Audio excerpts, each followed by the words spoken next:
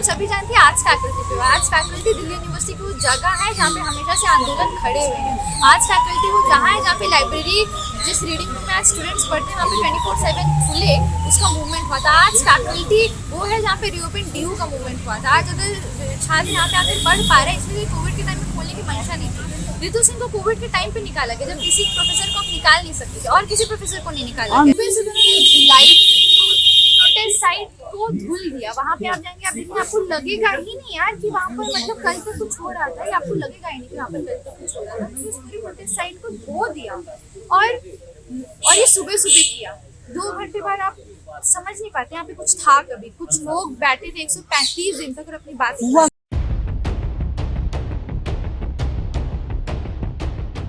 ये बना है। इसको बंद करिए, मोबाइल से बड़ा ये कैमरा लाइए, इधर लाइए, अंदर करिए।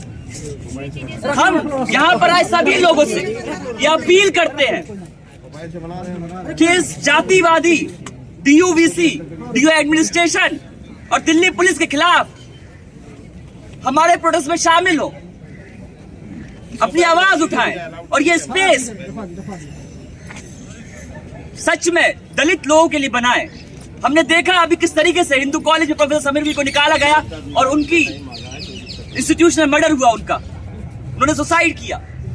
उसके खिलाफ हम लोगों को शामिल होना पड़ेगा।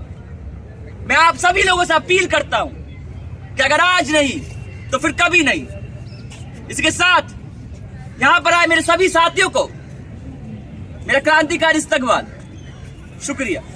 जरूरत है कि आपके कैंपस में जब जातिवादी उत्पीड़न हो रहा है और हमें देख रहे हैं कि हमारी टीचर जो हमको पढ़ाते हैं वो आपके सामने हाथ फैलाना पड़ रहा है, ये हमारे लिए DU के स्टूडेंट्स के लिए शर्म की बात है। हमारे लिए शर्म की बात है कि कोई पहली घटना नहीं है, ये कोई पहली घटना नहीं है। यहाँ पे प्रोफेसर बोल रही है कि अगर उसकी जान नहीं बचती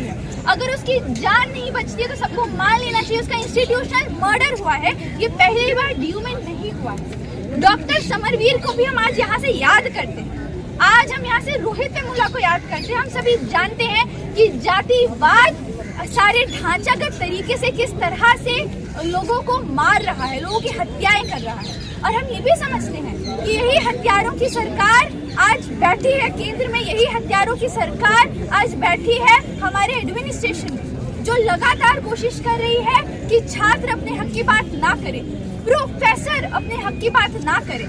अगर कल को या अब तक प्रोफेसर रितु सिंह पर या उनको जिस तरह का ट्रॉमा दिया है, कास्टिस्ट ट्रॉमा दिया है, उसका जिम्मेदार कौन है? हमें सवाल यहाँ से पूछना चाहिए। एक प्रोफेसर मजबूर है कैमरे के सामने बोलने के लिए, कि मैं अपने हाथ फैला कर कह रही हूँ अगर मेरे साथ कल कुछ हो गया, बाबा भीमराव अम्बेडकर की फोटो लेकर वो ये बोलते कि जब तक ये मेरे साथ है तब तक मैं बची हूँ। पर अगर लोग नहीं है, उनके समाज के छात्र अगर एकजुट नहीं हुए, तो अगर उनके साथ कल को कुछ होता है तो उसकी जिम्मेदारी DU एडमिनिस्ट्रेशन की। क्या इस तरह के क्रिमिनल नेग्लिजेंस का DU एडमिनिस्ट्रेशन जवाब देगा? हम सभी जानते हो किस तरह का जवाब देगा। वो उस तरह का जवाब देगा जैसे उसने रोहित वेमुला के टाइम पर किया। जिस तरह से मीडिया में रोहित वेमुला को बेइज्जत किया गया, DU एडमिनिस्ट्रेशन भी वही करेगा। ये दिल्ली में, हमारे देश के कैपिटल में बहुत नॉर्मल हो गया है कि किसी भी महिला को मैन हैंडल करे, पुलिस डिटेन करे, बहुत नॉर्मल हो गया है। हम सभी जानते हैं कि फीमेल रेसलर जिनके साथ सेक्सुअल हैरेसमेंट हुआ, जब उन्होंने ब्रिजभूषण के खिलाफ बोला तो दिल्ली के जंतर मंतर से सेंट्रल विस्टा के इनॉग्रेशन हो रहा था, वहाँ पे ब्रिजभूषण चीफ गेस्ट थे और उनको वहाँ से डिटेन किया गया, मैन हैंडल किया गया, हैरेस किया गया। हैरेसमेंट का एक घटना होती है, लेकिन DU और दिल्ली पुलिस इंश्योर करता है कि उसमें कितनी लेयर्स और जोड़ दी जाए। आपके साथ एक बार जातिवादी उत्पीड़न हुआ है, आप आइए अपनी आवाज उठाइए, हम और करेंगे। आप बैठिए, हम उस जगह को पानी से धो देंगे। शर्म आनी चाहिए इस एडमिनिस्ट्रेशन को जिसने उस जगह को पानी से धोया है। आपको क्या लगता है कि छात्रों को क्या ये दिखाई नहीं देता है? आपको क्या लगता है कि आप अपने देश की इतनी बड़ी आबादी को ये मैसेज दे सकते हैं कि तुम्हारी औकात क्या है? देखो तुम्हारी औकात दिखा रहे हैं, तुमको डिटेन कर लेंगे, तुम्हारे लिए लोकतंत्र नहीं है। 144 लगा दिया, धारा 144 लगा दिया वहाँ पर। धारा 144 क्या पुलिस के हाथ में एक हथियार है इस तरह के सभी डिसेंट की स्पेसेस को खत्म करने का? और अगर धारा 144 वो है तो सवाल उठना चाहिए। ये सवाल यहाँ से हम आज उठाने आए हैं कि इस तरह का जो इंस्टीट्यूशनल मर्डर है, जनता उसको समझती है। और इसीलिए आप इतना डरते हैं। अगर आप इतना डर ना रहे होते तो 135 दिन से प्रोटेस्ट था, आपने अब तक नहीं हटाया। आप डर गए हैं, आप डर गए हैं क्योंकि चुनाव करीब आ गया है। आप डर गए हैं, आप डर गए कि लोग समझते हैं कि कितने सारे रोहित मुराद खोए हैं हमने, कितने सारे समरवीर खोए हैं हमने। रामजस में कितने सारे प्रोफेसर को निकाल दिया गया। अगर कल वो प्रोफेसर के साथ कुछ होता है तो क्या ये इंस्टीट्यूशनल मर्डर नहीं होगा? बिल्कुल ये इंस्टीट्यूशनल मर्डर होगा। और इसकी चालाकी ये है, इसकी चालाकी है कि पूरा तंत्र जुड़ जाता है, आपके पीछे पड़ जाता है कि आप उम्मीद तोड़ के खुद चले जाएं, आप उम्मीद तोड़ के खुद हार जाएं। ये पूरा एक तंत्र है, पूरा तंत्र लगता है इसके पीछे। और इसीलिए हम यहाँ से इस कास्टिस्ट बिहेवियर को कंडेम करते हैं, इस इंस्टीट्यूशनल मर्डर को कंडेम करते हैं। और हम बता देना चाहते हैं रोहित वेमुला के हथियारों को जो आज सरकार में बैठे हैं कि हम समझते हैं और हम छात्र हैं और हम अपने अरमान लेकर आते हैं यूनिवर्सिटीज में इन प्रोफेसर से पढ़ने।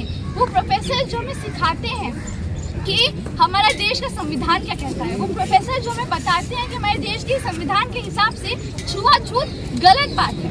आप साफ कर दिए उस प्रोटेस्ट साइट को, आपने साफ कर दिया उस प्रोटेस्ट साइट को जहाँ पर रितु सिंह अपने हक की आवाज उठा रही थी।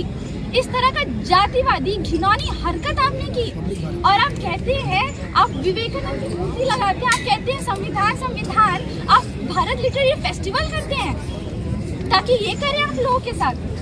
ये सवाल यहाँ से उठना चाहिए और ये सवाल हम सबका सवाल है। और क्योंकि हम सबका सवाल इसीलिए है क्योंकि हमारे प्रोफेसर जा रहे हैं, ये एडहॉकिज्म से हमारे प्रोफेसर जा रहे हैं और जो प्रोफेसर भरे जा रहे हैं हम सब जानते हैं किस विचारधारा के हैं। और वो एक नहीं, वो जनरेशन हम स्टूडेंट्स को पढ़ाएंगे और वो संविधान की भाषा बोलने वाले लोग नहीं हैं, वो मनुस्मृति की भाषा बोलने वाले लोग हैं। ये बात हम समझते हैं और इसीलिए हम आप सभी से अपील करते हैं कि इस मूवमेंट को और मजबूत बनाइए। जातिवाद के खिलाफ की लड़ाई अलग नहीं है फिहाई की लड़ाई से या एडहॉकिज्म की लड़ाई से। जातिवाद के खिलाफ की लड़ाई अलग नहीं है परमानेंट फैकल्टी की मांग करने के लिए। जातिवाद के खिलाफ की लड़ाई अलग नहीं है एनईपी के खिलाफ की लड़ाई के लिए। और इसलिए इस लड़ाई को जारी रखना हम सभी के लिए बहुत जरूरी है। इनकलाब जिंदाबाद। हमारी लड़ाई जिंदाबाद जिंदाबाद जिंदाबाद। तो जातिवाद हो बर्बाद, हो बर्बाद, हो बर्बाद, तो मनुवाद हो बर्बाद, हो बर्बाद, हो बर्बाद। तो कैंपस में जातिवाद नहीं चलेगा, नहीं चलेगा, नहीं चलेगा, जातिवाद नहीं चलेगा, नहीं चलेगा, नहीं चलेगा। Down down down down. दोस्तों, आज फैकल्टी पर आए जिस भी छात्र तक हमारी आवाज जा रही है, हम यहां पर सिर्फ एक अपील के साथ है कि जब आप और हम सब अपना एग्जाम दे रहे हैं, उस समय पर यूनिवर्सिटी में एक लड़ाई चल रही है। वो लड़ाई है इस यूनिवर्सिटी के रूह को जिंदा रखने की लड़ाई। हमारे देश के इतिहास में वो दिन काले अक्षरों से लिखा गया था जिस दिन भारत के वाइस प्रेसिडेंट जगजीवन राम के मंदिर जाने के बाद मंदिर की धुलाई हो जाती है। वो दिन काले अक्षरों से लिखा गया। जब वैसा ही आज के प्रेसिडेंट के साथ होता है, ये दिन काले अक्षरों में लिखा गया जब एक आदिवासी व्यक्ति पर भाजपा का एमपी पेशाब करने में नहीं शर्माता है। दोस्तों, ऐसा ही कुछ परसों के दिन हमारी यूनिवर्सिटी में हुआ, मगर हम लोग को इसके बारे में पता नहीं था, हम लोग खामोश थे। साथियों, हम लोग इस बात को याद कहने आए हैं कि डॉक्टर रितु एक दलित महिला 135 दिन तक जातिवाद के खिलाफ लड़ती रही। वो प्रिंसिपल जिस पर आरोप था वो SC/ST एक्ट के अंडर चार्जशीटेड है और वो विदेश घूम रही है और डॉक्टर रितु को उनकी जगह से उठा दिया गया। उठाने के बाद पूरी जगह को पानी से साफ किया जाता है। क्यों? क्योंकि एक दलित महिला वहां पर 135 दिन तक बैठी थी। साथियों, हम आप सबसे सिर्फ ये अपील करने आए हैं कि जब हम अपने एग्जाम दे रहे हैं, जब हम अपने क्लासरूम में जा रहे हैं, जब हम अपनी लाइब्रेरी में जा रहे हैं, तब हम इस बात को याद रखें कि यूनिवर्सिटी पर एक घोर हमला हो रहा है सरकार का, पुलिस का और सरकारी तमाम दलालों का। उसके खिलाफ लड़ाई तब तक मजबूत नहीं हो सकेगी जब तक हम अपने जीवन के तमाम छोटे बड़े मुद्दों से उठकर इस बात को समझे कि आज यूनिवर्सिटी को बचाने की जिम्मेदारी हमारी है, इसके संघर्ष में शामिल होने की जिम्मेदारी हमारी है। इस प्रोटेस्ट से, इस अपील के साथ, आप सबसे इस अपील के साथ कि अपने आसपास जो हो रहा है उसको देखें और गलत को गलत और सही को सही कहें, इस अपील के साथ हम इस प्रोटेस्ट को यहाँ से खत्म कर दें। आप सभी को इनकलाब जिंदाबाद। जो उत्पीड़न हुआ है, अभी एक साथी बता ही रहे थे किस तरह से सविता रॉय जिन पे SC ST की चार्जशीट है वो विदेश घूम रहे हैं, और रितु सिंह यहाँ पर 135 दिन तक पहली बात आपके देश में किसी को बैठना पड़ रहा है जो कह रहा है कि उसके साथ जातिवादी उत्पीड़न हुआ, FIR तक है, लेकिन तभी भी उसको उसके अधिकार नहीं मिल रहे हैं और उसको 135 दिन तक बैठना पड़ रहा है। और उसके बावजूद वो 135 दिन तक बैठे तो उसके बाद आप उसकी पूरी प्रोटेस्ट साइट को खत्म कर देंगे, और जब वो वापस आकर बैठे तो आप उसे डिटेन कर देंगे। खतरनाक बात ये है कि दिल्ली यूनिवर्सिटी में ये आज फैकल्टी पे हुआ और 144 की धारा लगा दी। हमें देखते हैं 144 की धारा लगाना, जैसे जहाँ कहीं पर भी आप देखिए कोई भी लोकतांत्रिक पहलकदमी ली जा रही हो, चाहे वो कोई आंदोलन हो, कोई प्रोटेस्ट हो, उन सभी जगहों पे 144 की धारा लगा दी जाती है। फिर उसी वही धारा ला के लोगों को अंदर किया जाता है। जो जितने भी लोग जो भी डाइसेंट है उसको खत्म करने की पूरी कोशिश की जा रही है। दूसरी ओर हम ये भी देख रहे हैं कि उन्होंने किस तरह से प्रोटेस्ट खत्म हुआ और सुबह सुबह रितु जी जो कह रही हैं, सुबह सुबह उन्होंने प्रोटेस्ट साइट को धुल दिया। वहाँ पे आप जाएंगे, आप देखेंगे, आपको लगेगा ही नहीं यार कि वहाँ पर मतलब कल तक कुछ हो रहा था, या आपको लगेगा ही नहीं कि वहाँ पर कल तक कुछ हो रहा था। तो उस पूरी प्रोटेस्ट साइट को धो दिया और ये सुबह सुबह किया। 2 घंटे बाद आप समझ नहीं पाते यहाँ पे कुछ था कभी, कुछ लोग बैठे थे 135 दिन तक और अपनी बात हुआ क्यों ऐसा? क्योंकि बताया जा रहा है 13 जनवरी को रक्षा मंत्री राजनाथ सिंह आने वाले हैं DU में।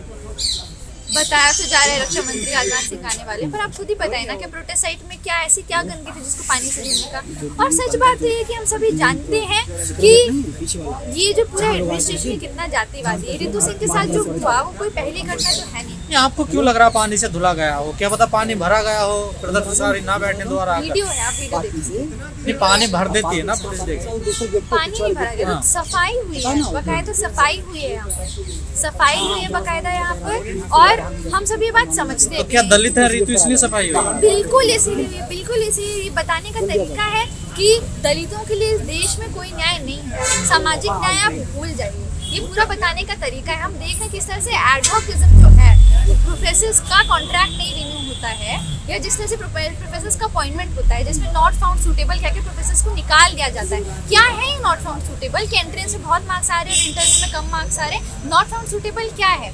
ये क्या है कि एडवोकेटिज्म के थ्रू ही हमेशा आप देखिए दलित प्रोफेसर्स की संख्या ज़्यादा होती है जिनका कॉन्ट्रैक्ट रिन्यू नहीं होता है। कि हम सब प्रोफेसर समरवीर को भूले नहीं। तो जातिवाद के शिकार हो रहे हैं क्या ये प्रोफेसर?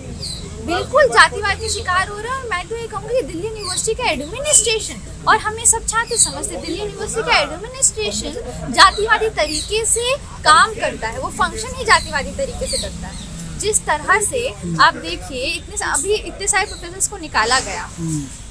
सवाल ये है कि क्यों प्रोफेसर्स के लिए परमानेंट तो आप क्या लगता है आपको न्याय मिल पाएगा रितु को, या फिर ऐसे ही रहेगा? बात ये कि न्याय के लिए आवाज तो उठना बहुत जरूरी है। इसलिए भी जरूरी है क्योंकि हम सभी जानते हैं आर्ट्स फैकल्टी पे, आर्ट्स फैकल्टी दिल्ली यूनिवर्सिटी की वो जगह है जहाँ पे हमेशा से आंदोलन खड़े हुए हैं। आर्ट्स फैकल्टी वो जहाँ है जहाँ पे लाइब्रेरी, जिस रीडिंग रूम में आज स्टूडेंट्स पढ़ते हैं वहाँ पे 24/7 खुले, उसका मूवमेंट हुआ था। आर्ट्स फैकल्टी वो है जहाँ पे रीओपन DU का मूवमेंट हुआ था। आज अगर छात्र यहाँ पे आकर पढ़ पा रहे हैं, इसलिए कोविड के टाइम में खोलने की मंशा नहीं थी। रितु सिंह को कोविड के टाइम पे निकाला गया जब किसी प्रोफेसर को आप निकाल नहीं सकते थे, और किसी प्रोफेसर को नहीं निकाला गया। आंदोलन को जिस तरीके से खत्म करवाया जा रहा है, करवा दिया गया, इसके पीछे असली वजह क्या आप मानती हैं? क्या वजह है? बिल्कुल असली वजह ये दिखाना चाह रहे हैं कि आपकी मतलब आप कर कोई भी दलित इस देश में आवाज नहीं उठा सकता, और उठाएगा तो उसको औकात दिखा देंगे। यहाँ तक कि सिर्फ दलित ही नहीं, महिलाएं भी। हम सभी जानते हैं क्या हुआ साक्षी मलिक और विनेश फोगाट के साथ, फीमेल रेसलर। लेकिन 4.5 महीने तक आंदोलन चला। हाँ, आंदोलन चला, और ऐसा नहीं है कि हम लोग का हम लोग डर गए हैं, हमें डरा लेंगे। अब दरअसल जब आप ऐसी हरकतें करते हैं ना तो आप एक्सपोज होते हैं। आप कितने जातिवादी हैं और आप कितने ज्यादा गैर संवैधानिक हरकतों में लिप्त रहते हैं। किस तरह से आज जो केंद्र में बैठे हैं, रोहित वेमुला के हत्यारे जो केंद्र में बैठे हैं, किस तरह से वो मनुवादी विचारधारा को प्रेरित कर रहे हैं, प्रमोट कर रहे हैं, ये हम सभी जानते हैं। खुद उनके मिनिस्टर कहते हैं हम संविधान नहीं चाहते, हम मनुस्मृति चाहते हैं। तो हम किसी भुलावे में नहीं है, किसी मुगालते में नहीं है। तो राम राज को लेकर क्या ख्याल है आपका? 76 साल हो गए आज़ादी के, मोदी के राम राज आ गया है। हाँ, कह तो रहे मोदी जी राम राज जागे, लेकिन सच बात है कि चुनाव भी तो आ गया है ना, तो कहना पड़ेगा ना मोदी जी को कि राम राज जा रहा है और दिवाली हो रही है अयोध्या में। ये मोदी जी को तो कहना ही पड़ेगा कि चुनाव आ गया है। लेकिन दरअसल सच बात तो ये है कि चुनाव आ गया है और इसीलिए इतना डर भी गई है सर। सौम्य, मैं आपसे जानना चाहता हूँ, अनुराग ठाकुर ने कल कहा कि देश में 3 दीपावली मनाई जाएगी इस बार, क्या कहेंगे इस पे? इस पे क्या 22 जनवरी को जब मोदी जीतेंगे तब जब असली दीपावली होगी तब देश में 3 दिवाली इस बार। ये बहुत साफ तरीका है कि इस देश की संस्कृति को, ये देश की संस्कृति, इस देश के जितने भी लोग हैं, बहुत जितना डाइवर्स हमारा देश है, पहली बात तो डाइवर्सिटी के बिल्कुल खिलाफ है भाजपा। ये बहुत साफ इस चीज़ से पता चलता है, वो डाइवर्सिटी के खिलाफ है। और भाजपा को लगता है कि वो किसी धर्म विशेष की राजनीति करती है और वो ऐसा करने जाएगी। और इससे दरअसल इस तरह की बातें और इस तरह की बातों से जनता को कोई फर्क नहीं पड़ता ना। आप अभी देखिए, अभी ट्रक ड्राइवर्स का आंदोलन हुआ है। हम जानते हैं किस तरह से इस देश में लगातार युवा रोजगार के लिए आंदोलन करते आए हैं। हम खुद यूनिवर्सिटी में एनईपी के खिलाफ आंदोलन करते हैं और हम जानते हैं कि लोकतंत्र का क्या हाल है। क्या रीतू के आंदोलन से डर गई है सरकार या यहाँ का प्रशासन जो इस वजह से हटा? क्योंकि धरना तो शांतिपूर्ण चल रहा था ना। बिल्कुल शांतिपूर्ण चल रहा है, बिल्कुल डर गए। हम सभी जानते हैं चुनाव आ रहा है, चुनाव करीब आ रहा है और सरकार पूरी कोशिश कर रही है कि मंदिर के मुद्दे को उठाए। लेकिन जो सवाल है, दरअसल असली सवाल है, लोग उनको पूरे ढकने की कोशिश की जा रही है। अपने खुद जुर्म को किस तरह से छुपाया जाए, ये तो वही है ना जो कहा जा रहा ना, सब एडोक पे हैं तो एक न एक दिन तो देखिए इनको जाना ही था ना। इन लोगों ने साइन किया था ना। कोविड में अलाउड ही नहीं है किसी एडहॉक प्रोफेसर्स को निकालना। आप रूल्स की बात करें, रूल्स की बात करिए। अरे रूल्स वही लोग बनाते हैं जिन लोगों ने निकाला है। हाँ, लेकिन उन्हीं का तो ये रूल है। कोविड में आप किसी भी प्रोफेसर को नहीं निकाल सकते थे, सिर्फ ऋतु सिंह निकाली गई हैं। और बात तो ये कि रामजस में पूरा इंग्लिश डिपार्टमेंट को खत्म कर दिया गया, कि उसकी बात नहीं होगी। आईपी में पूरा सोशियोलॉजी डिपार्टमेंट खत्म हो गया। उन लोगों ने शुरू से पढ़ाया, बहुत अच्छे एलुमनाई दिए इन कॉलेजेस को। आप डीयू एडमिनिस्ट्रेशन है, एडमिनिस्ट्रेशन को जवाब देना चाहिए। आप दरअसल यूनिवर्सिटी का भला चाहते हैं या आप चाहते हैं कि शिक्षा जो लोगों को मिलती थी, एक्सेसिबल एजुकेशन, आप लोगों से छीन लेना चाहते हैं? प्रोफेसर्स को, ऋतु सिंह को हाथ फैला कर ही बोलना पड़ा कि अगर कल मेरी जान को कुछ होता है, जब तक बाबा जी का सहारा है मेरा, तो बाबा साहब की तस्वीर लेके उन्होंने बोला कि जब तक इनका सहारा है मैं तब तक लड़ती रहूंगी, लेकिन अगर मुझे कुछ हो जाएगा तो उसका जिम्मेदार डी एडमिनिस्ट्रेशन है। हम सभी जानते हैं इस तरह का इंस्टीट्यूशनल मर्डर जब से भाजपा केंद्र में आई है किस तरह से बढ़ गए हैं। रोहित वेमुला, पायल तड़वी, प्रोफेसर समरवीर को हम भूले नहीं।